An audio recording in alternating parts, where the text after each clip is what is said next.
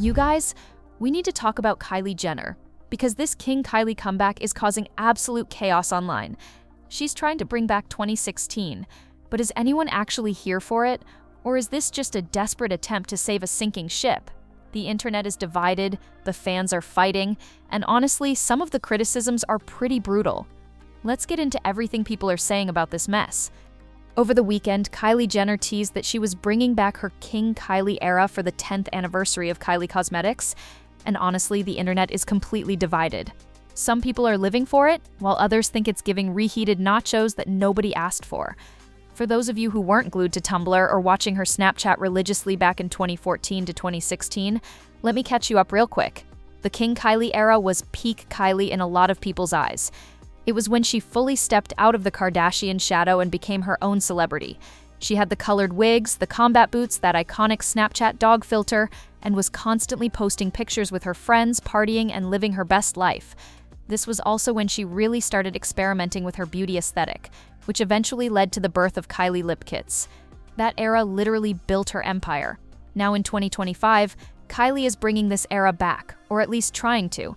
She's got the blue dip-dyed hair, the throwback Snapchat filters, and she's been posting old photos of herself from that time. She wrote on Instagram that this King Kylie collection is truly for her fans, saying they're the reason her biggest cosmetic dreams came true, and she wouldn't be here 10 years later without their support. She mentioned she's seen all the messages asking for a King Kylie collection, and referenced a tweet from 2022 where she asked fans what products they'd want to see if she did a King Kylie collection.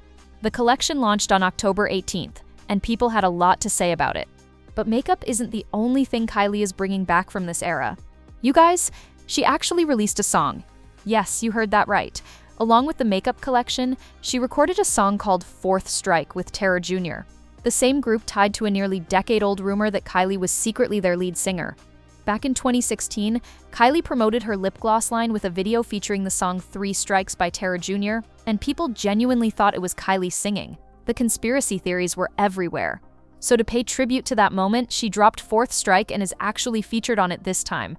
She's literally singing on the track. She posted about it on Instagram saying there was a rumor 10 years ago that she was the one singing on 3 Strikes, but it wasn't her, though she wished it was. So she had the idea to come together for Fourth Strike, where she'd actually be featured. She thanked Tara Jr. for making another perfect song and for trusting her to actually feature on it. She said she was so nervous but so grateful. Her friend Carter, who works at Capitol Records as a VP of A&R, set her up with Grammy-winning producers to work on the song. So this was a whole production, and some fans thought it was iconic, while others were just confused about why she was even doing music in the first place. Now, some fans were absolutely living for the nostalgia and thought this whole thing was genius. They were commenting things like, "This King Kylie era revival is so iconic, people don't realize you're smart and this is for the 10-year anniversary. The 2016 is seeping through my veins. 16-year-old me would be screaming. Nobody understands how iconic this is." These fans were genuinely excited to see Kylie embrace this era again, even if it was just for a makeup collection launch. But as much as some people were here for it, not everyone was feeling it. A lot of people just wanted the actual products back from this era, not just the aesthetic and the vibes. They were saying things like, "I hope this is just the beginning." It's quite obvious her customers want the OG stuff back. OG shades, OG packaging. So I hope Kylie listens. If a brand wants to sell, they have to listen to their customers. I feel like Kylie kind of failed with her rebranding. Her buyers were not really the clean girl aesthetic kind of girls, but the baddie, grungy, bold kind of girls. I hope she goes back to her roots, and please bring back cool-toned lipsticks. People were literally begging for products like Candy K in the original tone and formula, the OG lip glosses in cake flavor, the Cocoa collection, the Night or Naughty collection, and the Honey palette. These fans wanted the actual formulas and products that made them fall in love with Kylie Cosmetics in the first place, not just blue hair and Snapchat filters. But it wasn't just about wanting the products back. Some people felt like with the promo, she wasn't actually diving into the King Kylie era at all. Her clean girl aesthetic was still very much present in everything she was posting. They commented under a TikTok of her doing her makeup with the new collection, saying, "King Kylie, we need the 2016 version, not the clean girl, babe. Give us the hair and the makeup and the wigs. We have adult money now. Please bring back full glam. It looks fire on you." Why is it still clean girl makeup? Am I the only one that feels like she's making the King Kylie era clean girl too? She's still keeping the clean girl aesthetic. These comments really highlighted how people felt like she was holding back and not fully committing to what made that era so iconic in the first place. The full glam, the bold lips, the over-the-top everything, that's what people wanted to see. Other people felt this was honestly a desperate attempt to revive the brand after it hasn't been all that hype the last couple of years, and that she couldn't actually go all out and revive this era because it would be offensive and problematic.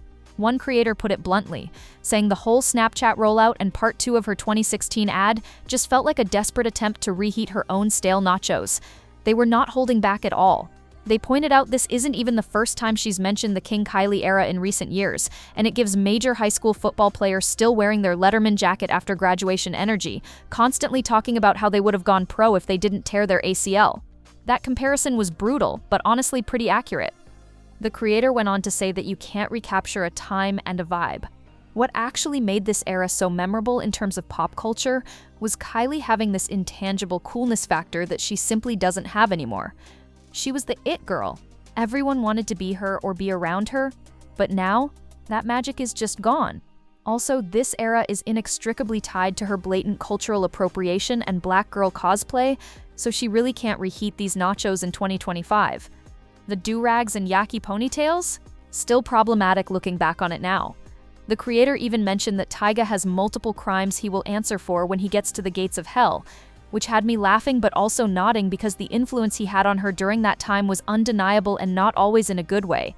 They also called out fans who keep asking her to bring back the King Kylie era, saying if you were old enough to truly be online for this era, you have to be at least in your mid-20s or approaching it now. Your knees are about to start cracking when you stand up. It's time to let it go, mama.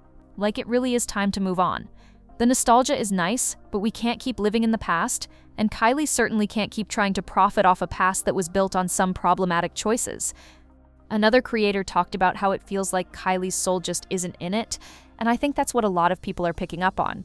They explained that the King Kylie era happened around a time when she was heavily influenced by urban culture, trend-setting styles, and her circle of friends at the time. Her whole aesthetic, her style, her vibe, it all came from that influence.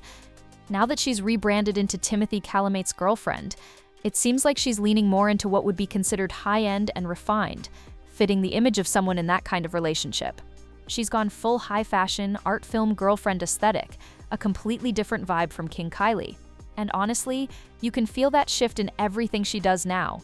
Others called out her heart not being in it, and people responded saying she doesn't want to be canceled, so she can't fully commit to the bit. Comments like, the color's there but the soul isn't. End of an era for real. Like, come on, girl. And she needs the blue clip-ins, the Cartier stack bracelets, the vintage and archives, the Birkins, not the rosé slippers. She needs to go link up with Alabama. The vibe is off. That's the only thing pissing me off about this comeback. Like, girl, you were supposed to go hard or go home. People wanted her to fully commit, to really bring back that energy and that boldness, but instead it felt like she was playing it safe and just doing the bare minimum to check a box. So some people think she was just doing the bare minimum to promote this line, while others think she can't fully dive in without risk, but she's certainly trying to hit some of her throwback moments with the hair, filters, and even ordering a matcha boba from Earth Cafe, which was a staple during the King Kylie era. I mean, it's clear Kylie isn't actually going back to this era as a person or a lifestyle. She's just brought it back in hopes that nostalgia will fill her pockets and get people talking about Kylie Cosmetics again. And honestly, it worked to some degree because here we are talking about it, but the question is whether it'll actually translate to sales and renewed interest in the brand. I heard someone suggest she should have done a Queen Kylie era instead, so she didn't entirely have to replicate the original era but could rebrand and be different while still nodding to the past. That actually could have been a smart move.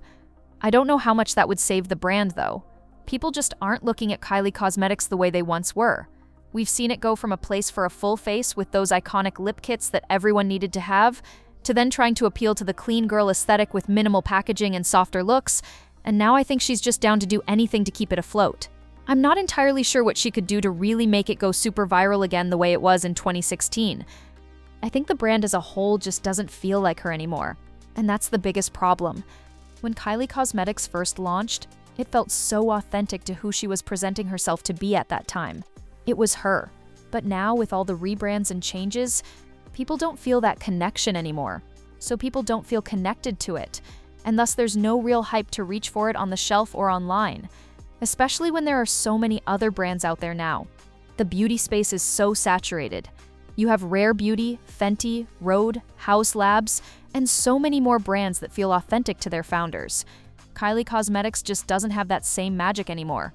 But this was Kylie's attempt to not only celebrate the 10th anniversary of the company, but also probably revive some of the old attention it used to receive, and remind people why they fell in love with the brand in the first place.